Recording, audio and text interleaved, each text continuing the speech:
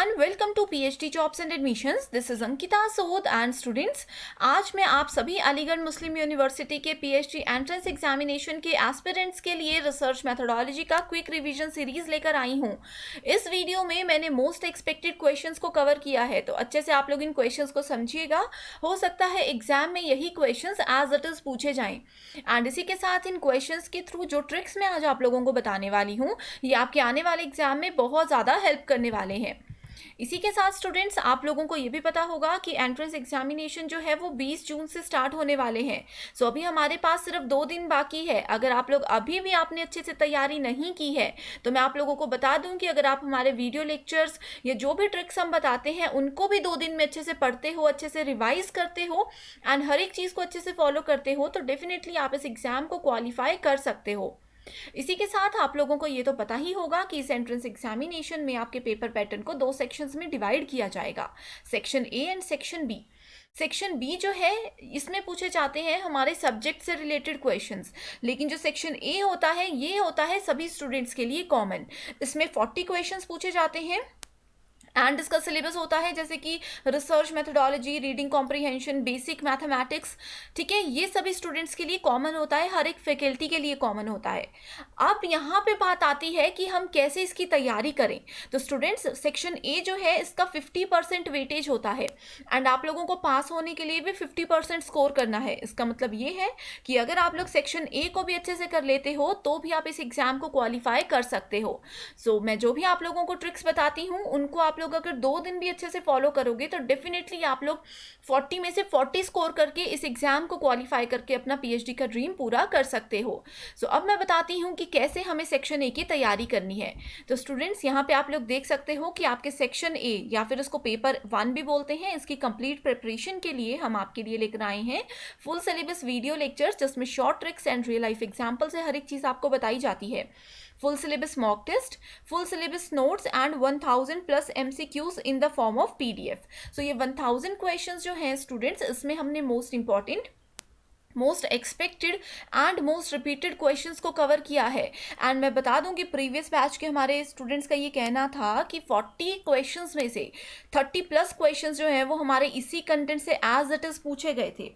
ठीक है, अब इसकी अगर आप लोग अच्छे से 2 दिन में ये 1000 क्वेश्चंस को 1 से 2 बार सिर्फ पढ़ भी लेते हो, सिर्फ एक बार ओवरव्यू भी ले लेते हो, तो भी आपकी बहुत हेल्प हो जाती है। ठीक है, एंड अब बात आती है कि जो सेक्शन ए, जैसे मैंने बताया कि ये सभी स्टूडेंट्स के लिए क्या होता है, कॉमन होता है। ठीक है, लेकिन इसमें फिर भी माइनर से डिफरेंसेस होते हैं। जैसे कि अगर आप लोग फैकल्टी ऑफ एग्रीकल्चर साइंसेज से बिलोंग करते हो तो आप लोगों के सिलेबस में थोड़ा सा डिफरेंस होगा as compare to faculty of arts and faculty of commerce. So अब यहाँ पे क्वेश्चन आता है कि अपनी फैकल्टी के सिलेबस के अकॉर्डिंग हम लोग कहाँ से कंटेंट देखें, कहाँ से प्रिपरेशन करें। तो आप देख सकते हो यहाँ पे हमने कंप्लीट एंड कॉम्प्रिहेंसिव कोर्स बनाया है आप सभी के लिए।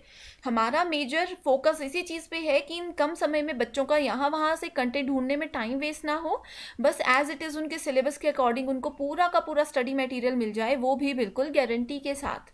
सो स्टूडेंट्स, अगर आप लोग फैकल्टी ऑफ एग्रीकल्चर साइंसेज से बिलोंग करते हो तो आपको इसी फोल्डर में आपके सिलेबस के अकॉर्डिंग पूरा कोर्स मिल जाता है। ठीक है, यहाँ पे आप लोग देख सकते हो जितनी भी फैकल्टीज हैं सभी पे आपको यहाँ पे कोर्स मिलेगा। कैसे इस कोर्स को एक्सेस करना है ये मैं आपको बताती हूँ। इसके लिए आप लोगों को डिस्क्रिप्शन बॉक्स में एक लिंक मिलेगा, ये लिंक है हमारे ऐप ग्लोबल ऑनलाइन का। ठीक है, बिल्कुल फ्री में आप लोग इस ऐप को डाउनलोड कर सकते हो। ऐप डाउनलोड करने के बाद यहाँ पे आपको जाना है स्टोर सेक्शन पे एंड देन सर्च बार में जाकर के लिखना होगा AMU। AMU लिखते ही ये कंप्लीट कोर्स आपके सामने आ जाएगा। इस कोर्स का ओवरव्यू आप लोग ले सकते हो, जो कि मैंने आपको अभी बताया है। ठीक है, ओवरव्यू के बाद कंटेंट सेक्शन पे जाकर के आप लोगों को इस तरह से फोल्डर्स मिलेंगे। अपनी फैकल्टी के अकॉर्डिंग आप यहाँ पे कंटेंट चेक कर लीजिए। ठीक है, फ्री कंटेंट भी है जो कि एक सैम्पल की तरह आप लोग यहाँ पे देख सकते हो। सो इस कंप्लीट पेपर 1 के कोर्स की जो फ़ी है ये है सिर्फ और सिर्फ 599। तो सिर्फ इतनी सी फ़ी दे करके आप 2 दिन में भी अपना ये बहुत बड़ा ड्रीम पूरा कर सकते हो स्टूडेंट्स। एंड किसी भी तरह की क्वेरी के लिए या कोर्स को ईजिली ज्वाइन करने के लिए आप लोग इस नंबर पर भी व्हाट्सएप के थ्रू कॉन्टैक्ट कर सकते हो, साथ ही हमारा व्हाट्सएप ग्रुप भी ज्वाइन कर सकते हो। तो आते हैं अपने क्वेश्चंस पे। तो पहले क्वेश्चन में पूछा गया है, द रिसर्च इज ऑलवेज।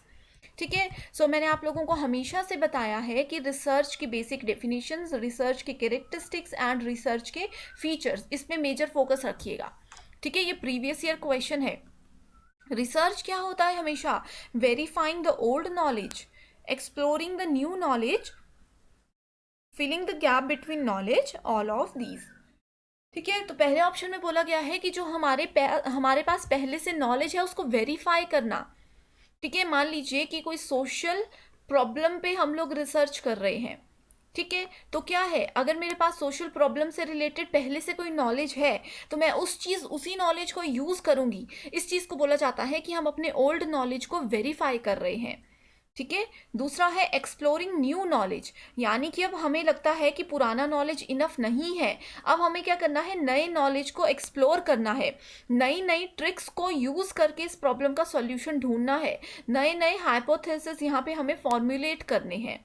ठीक है, थर्ड ऑप्शन में बोला गया है filling the gap between knowledge, यानी कि हमारे पुराने नॉलेज, हमारे न्यू नॉलेज, इन दोनों के बीच में जो गैप है उसको फिल आउट करने की हमने कोशिश करनी है कि इन दोनों को यूज़ करके कैसे हम कुछ नया कर सकते हैं किसी भी पर्टिकुलर फील्ड में। ठीक है, सो इसका राइट आंसर क्या होगा? राइट आंसर है option number D, that is all of these. ठीक है, नेक्स्ट क्वेश्चन है which of the following is not a type of research question. तो मैंने आप लोगों को बताया है कि जब भी हम लोग रिसर्च करते हैं तो उस समय पे हमें कुछ क्वेश्चन साथ में लेकर के चलने होते हैं। अब जैसे आप लोग किसी प्रॉब्लम में फंस गए, प्रॉब्लम भी छोड़ो, अगर मान लो कि आप कहीं जाने वाले हो, ठीक है, किसी ट्रिप पे आप लोग जाने वाले हो, तो आप लोगों के माइंड में बहुत से क्वेश्चंस होंगे। कई लोग कंफ्यूज होते हैं कि येस मैं जाऊं या नहीं जाऊं। ठीक है, बहुत से और भी ज़्यादा क्वेश्चंस होते हैं। तो कुछ भी काम करते हैं, स्पेशली रिसर्च जब करते हैं, तो हमारे माइंड में बहुत से क्वेश्चंस होते हैं जिनको हमें थ्रू आउट द रिसर्च अपने साथ लेकर के चलना होता है। अगर इन क्वेश्चंस को साथ लेकर चलेंगे तो वन बाय वन हमें हर एक प्रॉब्लम का सॉल्यूशन मिलता रहेगा। एंड जो हमारा ऑब्जेक्टिव है, जो हमारा एम है, जो हमारा गोल है, वहाँ तक हम इजीली पहुँच जाते हैं। ठीक है, सो यहाँ पे नॉट पे फोकस रखना है आपने। हाइपोथेसिस यानी कि अनुमान या परिकल्पना, प्रिडिक्टिंग एन आउटकम, ठीक है, यानी कि जो भी हमारा आउटकम है, जो आउटपुट आएगा उसको प्रिडिक्ट करना, इवेल्युएटिंग अ फिनोमिनन या फिर डेवलपिंग गुड प्रैक्टिस। सो यहाँ पे कौन सा है जो कि एक रिसर्च क्वेश्चन नहीं है? तो राइट आंसर है option number A, that is a hypothesis. ये क्वेश्चन नहीं होता है, ये क्या होता है, इसको वैसे तो परिकल्पना बोलते हैं, इसको बोलते हैं गेस करना। ठीक है, सो जब भी हम रिसर्च करते हैं तो हमें हमेशा हाइपोथेसिस को साथ में लेकर के चलना होता है। इससे क्या होता है, जैसे जैसे हम लोग हाइपोथेसिस के साथ बढ़ते जाएंगे, हम लोगों को अपने प्रॉब्लम का सॉल्यूशन मिलता जाएगा। ठीक है, एक क्वेश्चन है जिसको हमें साथ लेकर के चलना होता है कि अपने आउटकम को प्रिडिक्ट करना। अब जैसे मैंने मान लीजिए अपने पेपर की पूरी तैयारी कर ली, तो मुझे पता है, अपने आप को पता है कि मैं कितना आउटपुट देने वाली हूँ, कितनी मेरी तैयारी है, 100% है, 50% है, 80% है, क्या है। ठीक है, फिनोमिना को पूरे को इवेल्युएट करना कि क्या प्रोसेस मैंने फॉलो किया, कैसे कैसे प्रोसेसेस और हमें आगे यूज़ करने हैं। ठीक है, एंड गुड प्रैक्टिसेस को डेवलप करना, ये जो पूरा फेज़ है रिसर्च शुरू करने से लेकर के आउटकम तक, इस पूरे प्रोसेस को अच्छे से डेवलप करना। ठीक है, सो यहाँ पे राइट आंसर होगा हाइपोथेसिस जनरेट करना। नेक्स्ट क्वेश्चन है how can you tell if your research questions are really good. ठीक है, सो कैसे बोल सकते हैं कि आपका रिसर्च क्वेश्चन जो है वो बहुत अच्छा है? If they guide your literature search. ठीक है, अगर आपने जो भी लिटरेचर सर्च किया है उसको प्रॉपर ये गाइड करता है।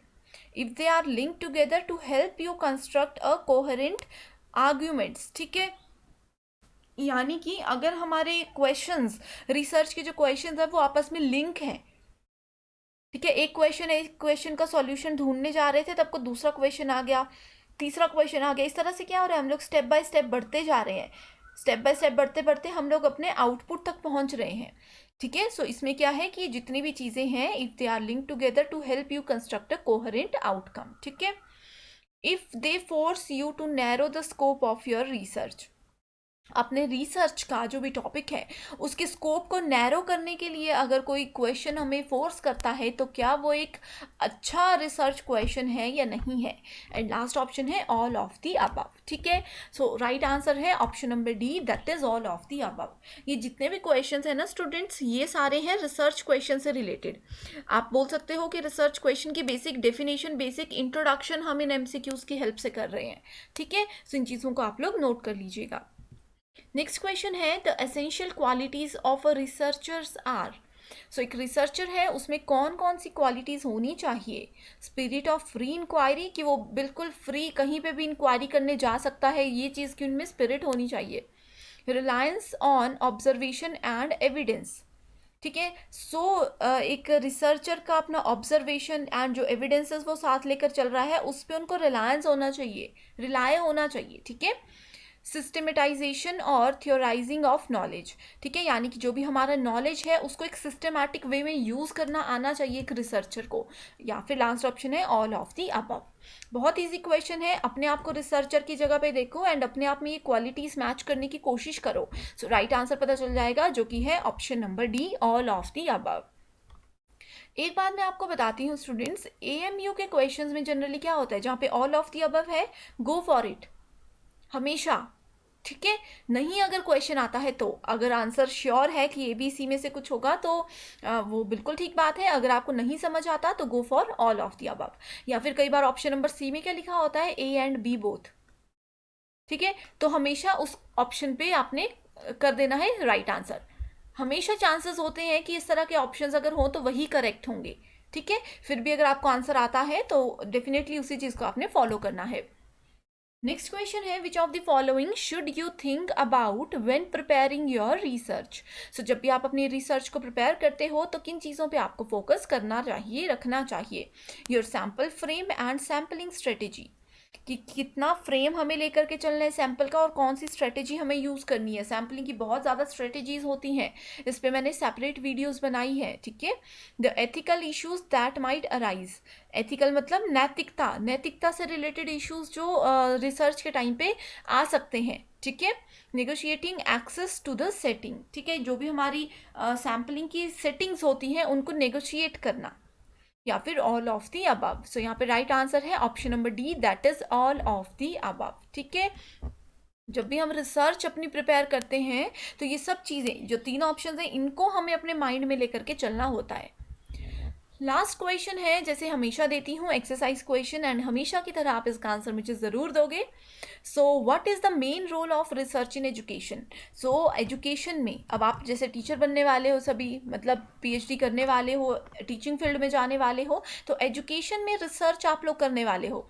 क्या रोल होता है उसका, to upsure one's social status, to increase one's job prospectus, to augment one's personal growth, to help an applicant in becoming a renowned educationalist, ठीक है। सो जल्दी से इस क्वेश्चन का आंसर आप लोग मुझे कमेंट करके बता दीजिए। आई नो आप सभी को इसका आंसर आता है। इसी के साथ स्टूडेंट्स 100 MCQ सीरीज़ पे एक वीडियो मैंने बनाई है, अगर आप लोगों ने वो नहीं देखी है तो ज़रूर देखिए, डिस्क्रिप्शन बॉक्स में आप लोगों को लिंक मिल जाएगा। एंड इसी के साथ कल संडे है एंड एग्ज़ाम के लिए, क्योंकि लास्ट डे है सभी बच्चों के पास, ठीक है, स्पेशली जो इनका 20 और 21 को एग्ज़ाम होने वाला है। सो संडे है तो मैं आप सभी के लिए क्विक रिवीजन सीरीज लेकर आने वाली हूँ, जिसमें रिसर्च मेथडोलॉजी के जितने भी टॉपिक्स हैं सभी को फटाफट से शॉर्ट ट्रिक्स के साथ मैं आप लोगों को बताऊंगी। ये थियोरी लेक्चर्स होंगे, एमसीक्यूज नहीं होंगे। सो आप लोग इन थियोरी लेक्चर्स को ज़रूर देखिएगा, ठीक है। जितने भी टॉपिक्स हैं रिसर्च मेथडोलॉजी के वो सभी हम इसमें कंप्लीट करने वाले हैं। सो जल्दी से आप लोग इस कोर्स को ज्वाइन कर लीजिए and students bell icon press कर लीजिए ताकि आप लोगों को जैसे ही मैं वीडियो अपलोड करूं फटाफट से नोटिफिकेशन मिल जाए। सो आज के लिए सिर्फ इतना ही। Thank you so much and I wish you all the very best. And students जल्दी से कोर्स को ज्वाइन कर लीजिए। Thank you.